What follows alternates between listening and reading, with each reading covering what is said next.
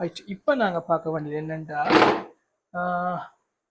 Mobile கம்ப்யூட்டிங்னு சொல்கிறது. Mobile computing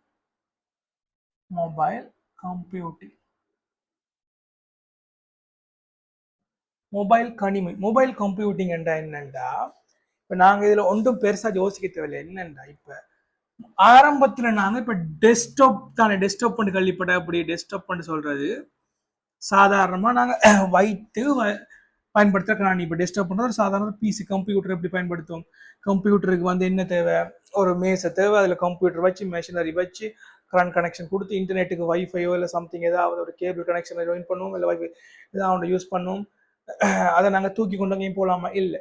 இப்போ இதெல்லாம் சொல்றது டெஸ்க்டாப் கணினி, டெஸ்க்டாப் கம்ப்யூட்டர்னு சொல்றது. ஸோ இங்கே எல்லாம் இதுல இருக்க பிரச்சனை காரணமா அல்லது இதை சார்ட் அவுட் பண்ற மாதிரி தான் வந்தது மொபைல் கம்ப்யூட்டிங். மொபைல் என்றது சொல்றது மொபிலிட்டி. மொபைல் என்றா மொபிலிட்டி சொல்றோம். அப்படின்டா நகர்த்தக்கூடியது. இப்ப சிம்பிளா ஒரு இடத்துல இருந்து இன்னொரு இடத்துக்கு நகர்த்தி கொண்டு போயிடலாம். ஐ மீன் எப்படி சொல்றோம்டா, இப்ப எங்களுக்கு ஒரு ஃபோன் எடுக்கிறோம். ஒரு ஃபோன் எடுத்து கொண்டு போய் அது ஒரு வைஃபைல கனெக்ட் பண்ணி ஒரு ஆளுக்கு வாட்ஸ்அப் சென்ட் பண்றோம். அப்ப மொபைல் கம்ப்யூட்டிங் மொபைல் கணிமைன்றது வந்து என்ன வேணாலுமே எடுத்துக்கொண்டு போய் அங்கே செயல் எங்களுக்கு தேவையானது இணையத்தில் கனெக்ட் பண்ணியோ என்னவோ நாங்கள் செஞ்சு கொள்ளக்கூடியதா இருக்கிறது. இது என்ன தொழில்நுட்பம்டா, ஒரே இடத்துல இருந்து இருக்கிற கணினியை பயன்படுத்தாம இப்ப நாங்க பாவிக்கிறதுக்கு ஒரு இடத்துக்கு அணுகி சென்று நாங்க பாவிக்கணும், அந்த இடத்துல இருக்கிற கணினியை பயன்படுத்தாம நாங்க ஒரு மொபைலிட்டி எடுத்துக்கொண்டு போகலாம். அந்த இதை எடுத்துக்கொண்டு பயன்படுத்திக் கொள்ளலாம். யாருக்கு தேவை மெசேஜ் அனுப்பலாம், வைஃபைல கனெக்ட் பண்ணி கொள்ளலாம். அப்ப நிரந்தரமா ஒரு இடத்துல இருக்காம எங்க வேணுமென்றாலும் கொண்டு போய் அதை யூஸ் பண்ணக்கூடியதா இருக்கிறது.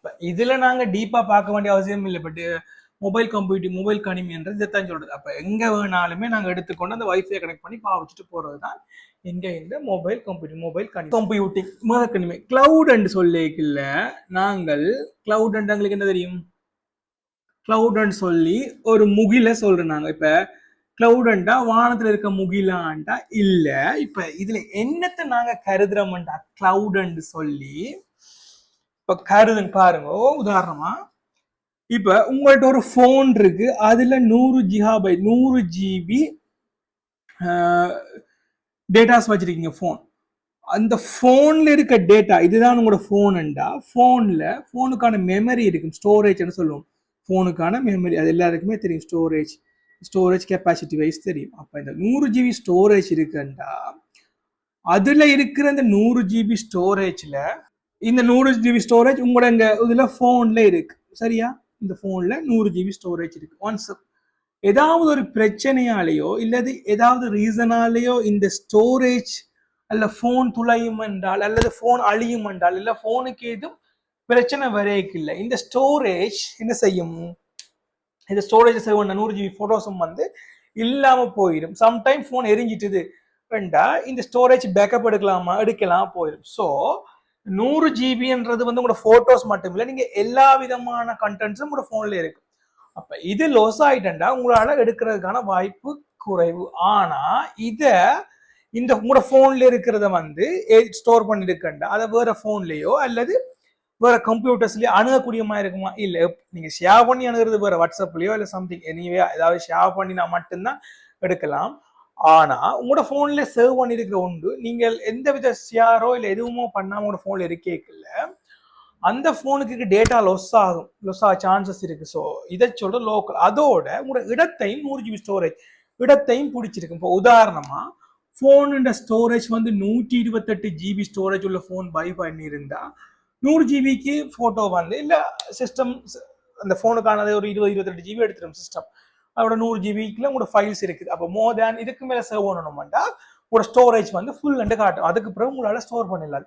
ஒன்று பேக்கப் எடுக்கணும். பேக்கப் பண்றது இந்த இடத்துல காப்பி பண்ணி வச்சிருக்கணும், இல்லது வேற எங்கேயாவது யாருக்காவது ஷேர் பண்ணி போட்டோ வேறு வழிகளில் மாற்றீடு செஞ்சு போட்டு இதை ஃப்ரீ பண்ணி தான் யூஸ் பண்ணலாம். இதை நீங்கள் லோக்கலா பயன்படுத்துறீங்க. இது மட்டும் இல்லை, இதே பேட்டர்ன்ல தான் இப்போ லோக்கலா எப்படி பயன்படுத்துவீங்கன்னு பார்ப்போம். இதே பேட்டர்ன்ல தான் இப்போ சாதாரணமா ரன் பண்ற கம்பெனிஸ் என்ன செய்யும்டா, ஒரு சாஃப்ட்வேர் கம்பெனியோ இல்லை எந்த விதமான கம்பெனியோ இப்ப ஏபிசி என்ற ஒரு கம்பெனி இருக்குன்ற, ஏபிசி என்ற ஒரு கம்பெனி இருக்கு. அப்போ இந்த கம்பெனி என்ன செய்யும்டா இவங்களோட டேட்டாஸ் எல்லாத்தையுமே அப்போ ஒரு கம்பெனின்னு எடுத்தா இப்போ பர்டிகுலராக ஐடி கம்பெனி சாஃப்ட்வேர் கம்பெனின்னு எடுத்தா அங்க இருக்கிற டேட்டா அங்க இருக்க வெப்சைட் தயாரிக்கிற வெப்சைட் இல்லை அவங்களோட கம்பெனி ரிலேட்டட் டேட்டாஸ் எது வேணுமென்றாலுமே அவங்க ஸ்டோர் பண்ணி வச்சிருக்கணும். அப்போ லோக்கல்ன்றது இப்போ சாதாரணமா இப்போ அங்க சொல்றது என்ன அவங்க எப்படி ஸ்டோர் பண்ணுவாங்க லோக்கலாண்டா அதுக்கு லோக்கலுக்கு ஒரு ரூம் ஒன்று எடுத்து அந்த ரூம்ல ஹார்ட் டிஸ்க் வாங்கி அந்த ரூமை கூல் பண்ணி அந்த ரூம்ல சர்வரில் வாங்கி ரன் பண்ண விட்டு அதில் ஸ்டோர் பண்ணி அதை மெயின்டெனன்ஸ் பண்ணி அதுக்கும் ஸ்பெண்ட் பண்ணி இப்படி நிறைய பிரச்சனை இவங்க இதில் லோக்கலாக ரன் பண்ணல வந்துடும். ஸோ இதுகளை நிவர்த்தி செய்யறதுக்காகத்தான் பிரதானமா இப்ப இந்த பிரச்சனையே இப்ப பிரதான அளவுல நீங்கி கொண்டு போகுது. இப்போ கிளவுட் என்னன்னு சொல்றோம்னா எதுவுமே எங்கட கையில லோக்கலா இருக்க போறது இல்லை. கிளவுட் என்றாலே எங்கள்கிட்ட என்னென்னத்தை சர்வ் பண்ணி வைக்கிறோமோ அதை கொண்டு ஒரு இடத்துல வைக்கிற மாதிரி. இப்ப உதாரணம் நினைச்சு பாருங்க, இப்போ ஒரு வீடியோவை யூடியூப்ல போஸ்ட் பண்றோம்டா போஸ்ட் பண்ணிட்டு எங்கள்கிட்ட இருக்கிற வீடியோ அழிச்சாலுமே அது யூடியூப் சர்வர்ல இருக்குது. அப்ப அதை நாங்க எங்க இருந்து அக்சஸ் பண்ணலாம், டவுன்லோட் பண்ணிக்கொள்ளலாம், என்னவும் செய்யலாம். அத மாதிரி நிறைய கிளவுட் கம்பெனி இருக்குது, AWS, அஷூர்ன்ற மாதிரி. அதை இன்னும் ஈஸியா பார்த்தா நாங்க கூகுள்ல என்ன யூஸ் பண்றோம், கூகுள்ல யூஸ் பண்றோம் Gmail and Google drive, Google drive இதெல்லாம் யூஸ் பண்றோம். இப்ப கூகுள் டிரைவை நினைச்சு பாக்குறோம். கூகுள் டிரைவ் தெரிஞ்சாக்க பாருங்க. கூகுள் டிரைவ் என்னண்டா கூகுள் டிரைவ்ல என்ன நடக்கும், எங்கள்கிட்ட என்னென்ன டாக்குமெண்ட்ஸ் என்ன இருக்குதோ அந்த கூகுள் டிரைவ்ல போட்டு வச்சிருப்போம். அப்ப எங்கள்கிட்ட அது இருக்கோ இல்லையோ அங்க போட்டுரும். அதை நாங்க எப்பயுமே இணைய வசதி இருக்க அணுகி பெற்றுக்கொள்ளலாம். இப்ப சாதாரண எங்களுக்கு தெரிய வேண்டியது கிளவுட் என்று சொன்னா டேட்டா ஒன்றுமே எங்கள்கிட்ட இருக்க போறது இல்லை, ஏதோ ஒரு இடத்துல கொண்டே ஸ்டோர் பண்ணி வச்சிருவோம். அது பணம் செலுத்தி பெற்றுக்கொள்ளக்கூடிய நிறுவனமோ இல்லை என்னவோ அவங்களோட இடத்தை தருவாங்க, அதுல நாங்க கொண்டே வச்சிருவோம்.